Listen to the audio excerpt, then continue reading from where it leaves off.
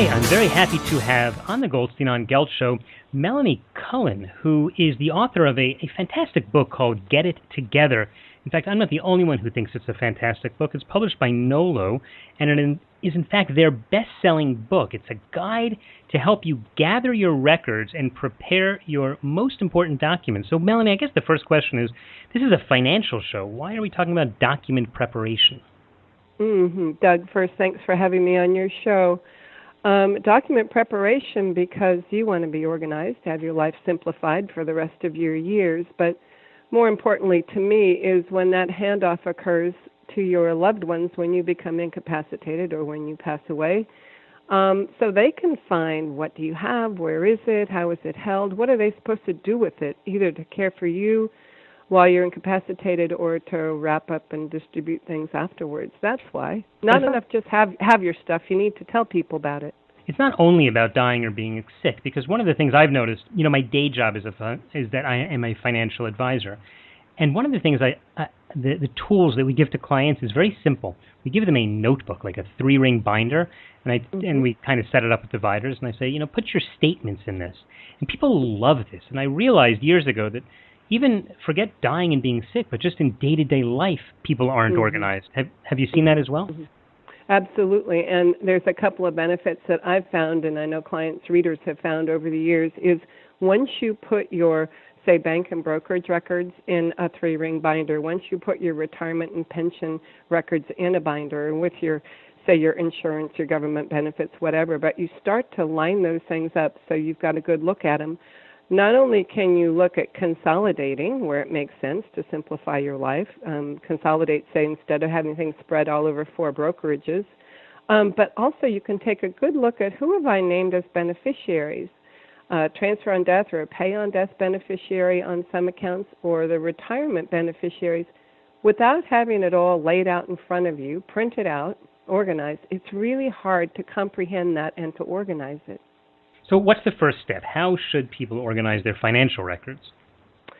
Well, first I think it's to appreciate what's the problem, because a lot of us don't even think we have a problem, right? Because we've got a lot of it in our heads and we know where the paperwork is most of the time. And so one is to recognize that even if you're doing reasonably well with it, one, I suspect you can do better, and 2, think of those loved ones. So if something happens to you, how are they going to know what you have, where it is, to, as I say, manage your home, your property, and you, and then ultimately to wrap things up and distribute? So they need to know, I think, 3 things. They need to know what you have. What are your financial assets?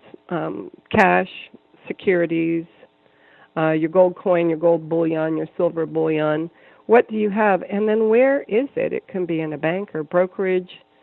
You could have retirement still at an employer's safe deposit box, or you could have it in your home safe, including stocks, bonds, or the gold or silver can be in your home safe or buried under the apple tree. So it's really helpful to leave a little bit of a trail of where are your assets, and what's the contact information for these different banks, brokerage, et cetera, or employer. Or what's the access instructions if you've got something locked up that you're holding personally. That's 2 things. What you have and where it is, so it's number 3. Yeah. And then the third thing is, how is it held? Is it held individually? Is it held jointly? Do you have a TOD or a POD named on those accounts? Is it held in the name of your trust or a trust? Or is it held in a retirement or a pension so that you have named beneficiaries? Those are all really helpful tidbits to leave to document, not only for yourself, your own reference, your own organization, but for your loved ones, as I say. And it sounds like a lot. When I pull all that out of the basket and shine the light on it, I think, well, that's a lot of information. That's a great example of how Get It Together provides the structure for you today and for your loved ones eventually. One more thing about that, Doug, is in Get It Together, there's also tips not only for you organizing your materials, but there's tips for your loved ones, like with retirement accounts. You and I know we don't want our loved ones just to pull the money out of my retirement account when I die and then go try to put it in theirs, or it'll be no longer eligible for that retirement. So there's instructions in your Get It Together planner, because pre-built in there, to your loved ones. It says, wait, hold on a second. Before you pull out retirement, here's what you need to know about the law. So that structure can be really helpful to you, me, and ultimately to them. Yeah, that's a great idea. I actually saw in my financial planning practice, a client came in, a woman came in. She was a widow. Her husband had died. And I asked her to tell me about the assets, and she didn't really know, which unfortunately is more common than people would believe. So I said, okay, well, can you bring me the statements? And she said, well, I don't even know where the statements are. Oh, Lord. So I said, well, could you tell me a little bit about what you had? And because these people were actually living outside the United States, she said, well, my husband had set up accounts in various offshore jurisdictions. So I said, you have money that you don't know where it is. You don't even know what country it is. And your husband was managing this, and you don't even know where the statements are. I will tell you, ultimately, I had someone on my team who was a very good investigator search for this. And ultimately, she found hundreds of thousands of dollars. But I got to tell you, to this day, I don't know, maybe there was millions of dollars there. The woman just didn't know. So very important. Right, happy ending, but what a miserable position to be in, huh? Yeah, and who knows how happy. Really, there might be more, and we never know, because I don't think some of these jurisdictions are going to tell you. It's really important to keep track of where your assets are and how they're held. We're talking with Melanie Cullen, who wrote the book called Get It Together. She's been talking to us a little bit about why it's important to get it together. Let's get down to nuts and bolts. If someone is listening today and says, I really better start organizing, what should he or she do? You mean after they buy my book? Buy the book. We'll put a link to it at the show notes today, okay? Okay, what they should do, and I think this is really important before they buy my book or do anything, I think that it's so important to kind of figure out where are you going to organize your materials. So into a file box or into an accordion file or a binder. I know this sounds really, really menial, but it is. So where are you going to put your stuff, and then where safely?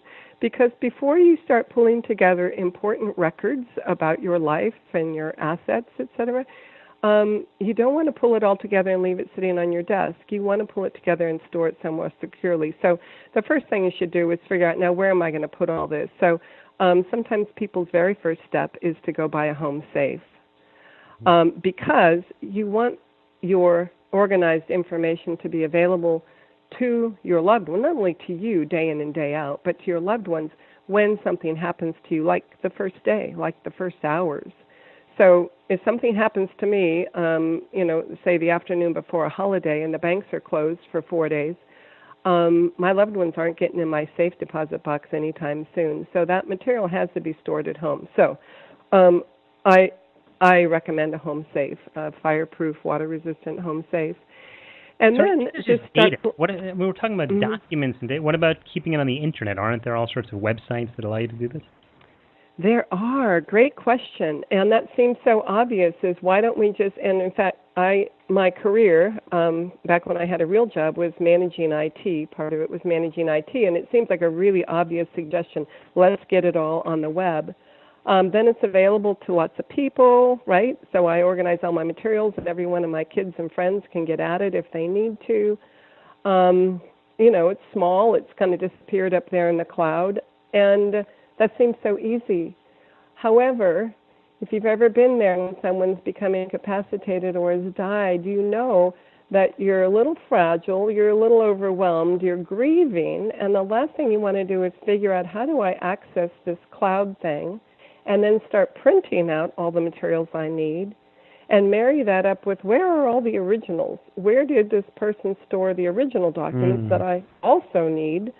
So it's just that whole process, that whole complex process to me, and in fact technology in itself is really difficult when it comes to this handoff to people that love us and want to care for us. A classic example, my husband was telling me about one of his credit cards, and I said, how do you pay that one? He's working on his planner, and he said, well, I get an email. And I said, well, what do you do when you get the email? Well, I go to the website. Anyway, by the time he broke it down, it was about 17 steps of what he does and the sign-on information and the payment information, so that technology, love it and hate it, because it makes our lives more and more invisible to people outside of our brains.